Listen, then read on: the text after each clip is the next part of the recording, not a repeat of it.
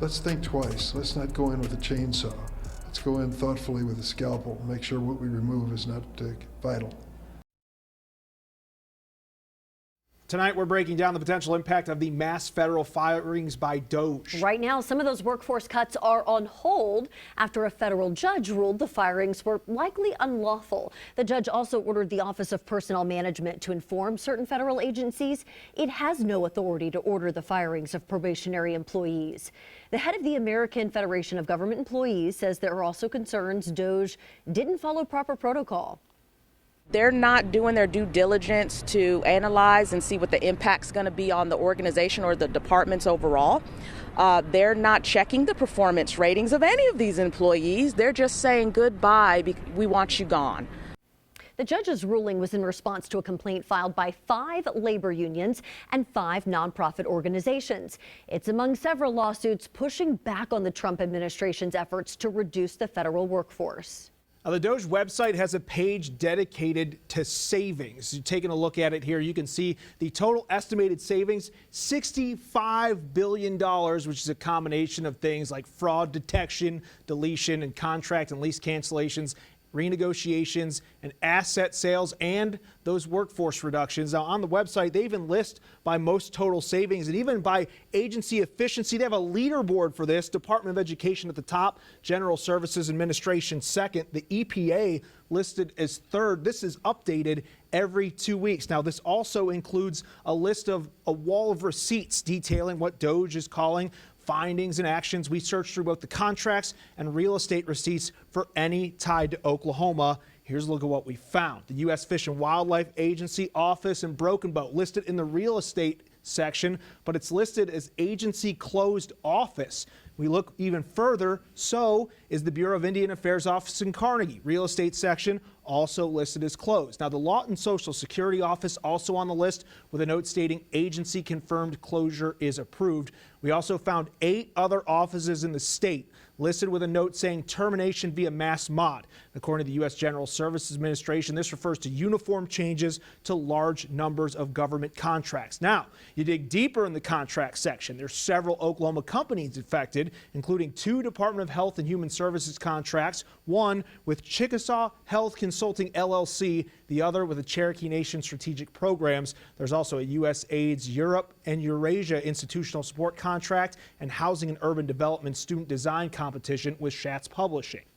The mass layoffs are also hitting the National Weather Service in Norman. According to an employee there, those let go were probationary and student employees. As Fox 25's Grant Palmer explains, there are concerns this will have a ripple effect throughout the state. As hundreds of layoffs have been reported at the National Oceanic and Atmospheric Administration and the National Weather Service, we caught 2 men Thursday leaving the NWS building in Norman with boxes and later hugging each other. Officials in Norman remain tight-lipped about the developing situation, but we were able to talk with an NWS employee off camera. He tells us the National Weather Service has been understaffed for years and that they're spread thin even more now. He says with storm season approaching here in Oklahoma, he's worried about what kind of impact the reduced workforce is going to have on forecasting, although adding that the people who remain will, of course, try their absolute best. He says all of the data and models presented by meteorologists on air in some form or fashion originate from the National Weather Service and that they wouldn't have radar network without the organization. In short, he says if you want to get weather anywhere, you're relying on the National Weather Service. He confirms that probationary employees and some student employees were let go in the layoffs. Norman Mayor-elect Stephen Tyler Holman also commenting on the matter, releasing a statement on Facebook, saying in part, layoffs right before severe weather season for most of the country do not seem like a good idea. This is an issue I plan to bring up with our federal representatives when I visit Washington, D.C. in April, adding that this action could have serious consequences for public safety and disaster preparedness. Reporting for Fox 25 News, I'm Grant Palmer. The cuts to the National Oceanic and Atmospheric Administration have some in Congress concerned.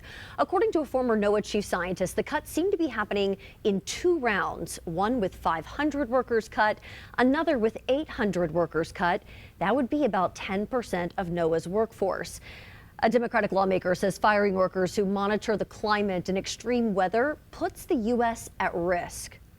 we're coming into hurricane season. These are the scientists who help figure out where the hurricanes are coming, how severe they're going to be, whether we're going to have an earthquake, whether we're going to have a wildfire, certainly as a Californian. And I guess my point is, if Musk really thinks and Doge really thinks that these jobs are not important, why doesn't he come to Congress and explain that? Explain to the American people. The firings come as part of the Trump administration's promise to shrink the federal workforce. Civilians working for the Pentagon will have to justify their jobs next week. Defense Secretary Pete Hegseth says an email will be sent to these employees Monday. The workers will have to provide 5 bullet points on their recent achievements. They'll have 2 days to reply with their responses. The Pentagon wants to cut about 10% of its civilian staffers, some of whom may have been working for the agency for less than a year. Oklahoma delegates are addressing concerns surrounding potential layoffs at Tinker Air Force Base. Congressman Tom Cole says he's closely monitoring the situation. He's been in regular contact with Tinker leadership. According to Cole, he's not received any official confirmation on the possible number of probationary employees being let go, but pledges to fight for the Air Force Base and the critical role civilian employees play to safeguard our nation. Congresswoman Stephanie Bice says while Tinker Air Force Base is outside of her district, it does affect many individuals who live or commute from it. She's also staying actively engaged in closely monitoring the situation and agrees the base plays a vital and necessary national security role and needs to be protected. There is some confusion surrounding some of the cuts included on the DOGE website. It says the Tulsa Field Office of Surface Mining and Regulation Enforcement has been terminated, but the official name of the agency is actually the Office of Surface Mining Reclamation and Enforcement. DOGE claims the termination is saving the government over $6 million. Fox 25's Lauren Henry went to the office earlier today hoping to discover the potential impact. On the corner of Boulder and West 3rd sits the Williams Center Tower, the presumed former location of the Office of Surface Mining and Reclamation Enforcement. We were hoping to get insight into the recent DOGE cuts, but when our cameras got there, the doors were locked and the lights were off. After we requested an interview, the Office of Communications for the OSMRE at the Department of the Interior responded, saying in part, the Office of Surface Mining, Reclamation and Enforcement is committed to its mission of protecting people and the environment from the adverse impacts of coal mining while balancing the need for energy. While it has been reported that the Oklahoma field office is closed, the office is open and will continue to fulfill its responsibilities to the residents of Oklahoma. When we asked further questions about layoffs and why their office was listed on the DOGE website, the only response we got was that they do not comment on personnel matters. Lauren Henry, Fox 25 News. The Social Security Administration planning to significantly reduce its workforce in a release to employees. The administration said it will begin to implement massive reorganizations throughout the agency. The administration offering employees various voluntary separation incentives, including early retirement, resignation, and payments. The Education Department and Moms for Liberty launching an anti-DEI website to report race or sex-based discrimination in public K-12 schools. This follows Trump's executive order to cut federal funding for schools continuing DEI practices. Fox 25 national reporter Janae Bowens has a closer look at the new program and the impact the federal workforce cuts could have on it.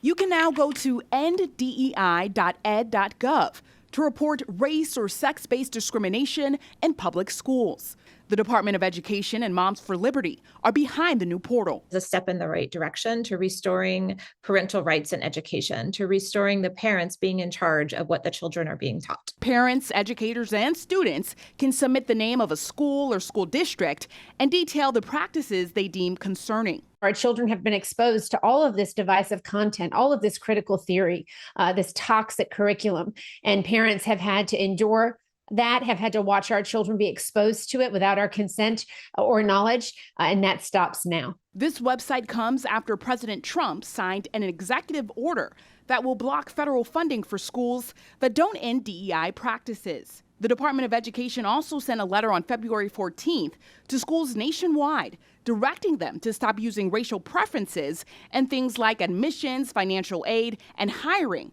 or face investigation and loss of federal funding. There's a 5-alarm fire right now in Washington, D.C. Randy Weingarten and the American Federation of Teachers are suing the Education Department over this order. And a group of Democrats is calling on the administration to rescind threats of defunding schools with DEI programs. DEI advocates, such as author Dante King, believe the administration is putting forth these orders to help white Americans over minorities. It is rooted in the delusional thought process that these people are somehow superior to other people and that they should be in charge. Now, many legal experts are questioning the constitutionality of these orders and anticipate further litigation. With proposed cuts to the federal workforce and the potential closure of the Department of Education, there are also questions around who would conduct these investigations. Reporting from Washington, I'm Janae Bowens. And that was your big story breakdown tonight. You can learn more about the recent layoffs on OKCFox.com. Plus, you can watch all of our previous big story breakdowns on our YouTube page. Scan the QR code on your screen or search OKC Fox.